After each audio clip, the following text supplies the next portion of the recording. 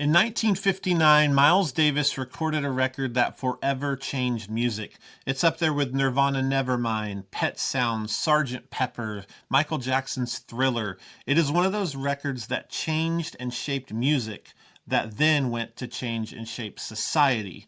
It is called Kind of Blue. But what if I told you that this record didn't go as planned? And what if I told you that embracing the unknown and the unexpected in the same way that Miles Davis did could be one of the greatest things you could ever do for your creativity? Let's dive right in. It was 1959, and Miles Davis brought together a legendary group of musicians. He had John Coltrane on the tenor sax, Cannonball Adderley on the alto sax, Bill Evans and Wynton Kelly on the piano, Paul Chambers on bass, and Jimmy Cobb on the drums. Together, they recorded Kind of Blue in 2 sessions at Columbia Studios in New York City. But here's what made it revolutionary. The music was almost entirely improvised. Miles gave the band loose sketches of songs, a framework to work within, and then he trusted them to bring it to life in the moment. And this created an extremely magical situation that changed music forever. Let's listen to track 1 on the record, So What? This is where it happens. You hear Paul Chambers come in with the famous, memorable bass line that we've all heard. And Jimmy Cobb is on the drums. He's tapping out a rhythm on the hi-hat and the ride, but then something happens. He jumps the gun in a transitional moment and crashes hard into the ride cymbal.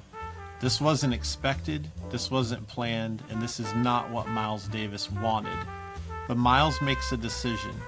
He goes for it.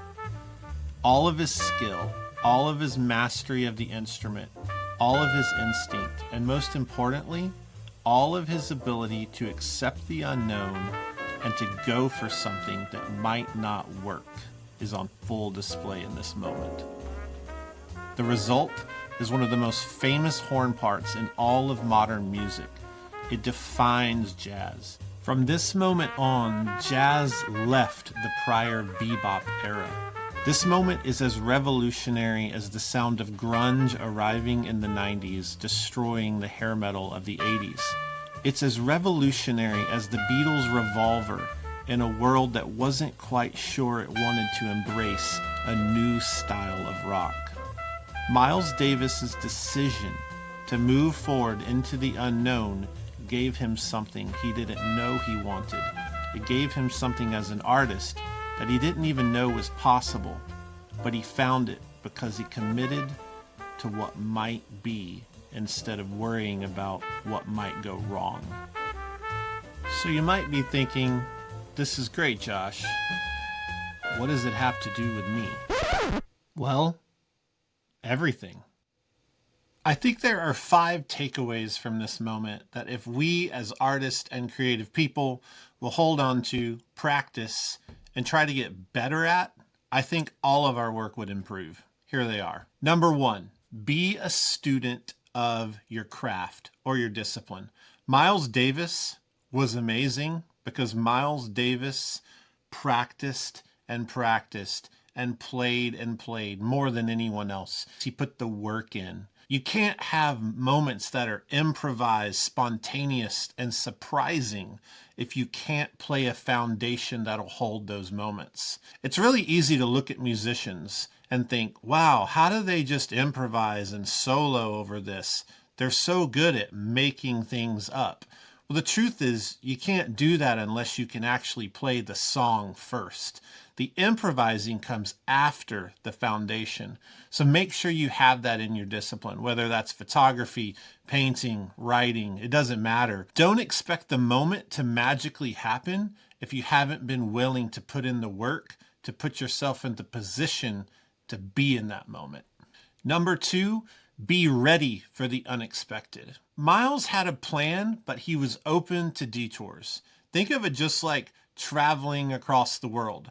Back in my day, before the iPhone, I remember printing things off on MapQuest. Sometimes it worked, sometimes it didn't. but you kind of had to be ready for the moment that it might not work. That sheet of paper may have an error. That's how you have to be as a creative person and as an artist. Have a plan, have some structure, but be totally open to taking a turn that you never saw coming. Number 3 is a really difficult one for most artists. It is embrace the unknown. You have to get over the fear of risk. You have to get over the fear that something might go wrong and that you might fail. Because, yeah, things are going to go wrong and you're going to fail. But guess what? Sometimes it works out, and it's in those moments of risk that your greatest work will happen. Miles Davis said, "Don't fear mistakes. There are none." And that's the heart of what made Kind of Blue the record that it is. Number 4 is so important. Create space for spontaneity. Don't play every note. Don't paint every color. Don't write every word. Give your creative work space. See what might happen and fill the gaps without you filling the gaps. We never know what's going to cross our paths, who's going to interject, what moment we're going to find ourselves in. So give some space around your really good idea for an idea that you didn't see coming. And number 5, trust your collaborators. I think one of the most important things in my entire creative life has been having collaborators and trusting them, giving them autonomy to put their fingerprint on my idea. We might have an idea that we stumbled into, and how much more awesome can that idea be if we gather collaborators around us, give them space to do their thing, and let something magical be created from the sum of it all. I hope this video has inspired you to think differently about the things you're trying to make. Sometimes you need to sit back and let something happen. Sometimes you need to believe that you're prepared, that you're really good at your craft. You need to know, hey, I am a good writer. I am a good director. I'm a really good photographer. I've put in the hours. I've played this instrument thousands and thousands of hours. And in that, let something happen. Don't fear the mistakes. There aren't any. Embrace randomicity in everything. As I close off on this video, I want to challenge you to look for those symbol moments. Look for the thing that wasn't supposed to happen, but it's happening. And take the choice to go with it instead of fear it. Some really amazing stuff can happen to you if you will let go of trying to be a secure artist who has it all figured out and embrace the artist who is looking for the unknown. If you like this, hit like, subscribe to the channel. There's also a couple links below in the description. I learned about this story from one of my favorite books by Tim Harford. It's called Messy: The Power of Disorder to Transform Our Lives. It's all about creating things from disorder, reining them in, and finding beauty in it. Also, if you haven't heard Kind of Blue, go listen to it. And if you want to buy the vinyl, there's also a link to take you straight to that as well. Have a wonderful day. Bye.